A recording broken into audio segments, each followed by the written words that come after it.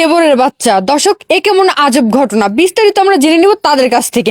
আচ্ছা আপু, আপনার পেটে যে বাচ্চা, আসলে এই বাচ্চার বাবা কি? দেখেন, বিষয়টা যখন জানাজানি হয়ে গেছে, সবাই যখন জেনে ফেলছে, সত্যি কথা বলতে এই বাচ্চার বাবা হচ্ছে, যেহেতু আমার জামাই নাই বা কেউই, মানে এখন কি বলবো কি, আপনার জামাই নাই দেখে দেবরকে দিয়ে আপনি বাচ্চা নিছেন? এখন আমার জামাই তো মারা গেছে, দেবরকে নিয়ে বাচ্চা নিছি, এটা আচ্ছা ভাইয়া, এই যে বললো এই বাচ্চার বাবা আপনি, আসলে কি বাচ্চার বাবা আপনি?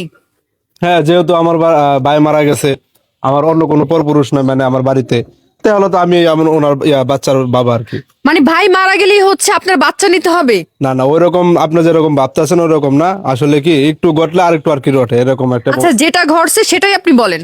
আসলে ভাই মারা যাওয়ার পরে তারপরে মনে করেন যে ভাবি ছিল আমাদের এখানে থাকার পরে আস্তে আস্তে ভাবির সাথে একটা সম্পর্ক হয়ে যায়। সম্পর্ক হওয়ার পরে ভাবিরে বললাম যে আমি তোমার বিয়ে করবো, ভাবি বলতেছে যে মানে সমাজ আছে বা আমার মা আছে, ওরা তো মাইনে নিব না। তারপরে এটা দুজন আচ্ছা, তাই বলে হচ্ছে বাচ্চা নিয়ে ফেলেন। আচ্ছা আন্টি, একটা বিষয়, আপনার ছেলে যে এই কাজটা করেছে এটা নিয়ে আপনি কি বলতে চান?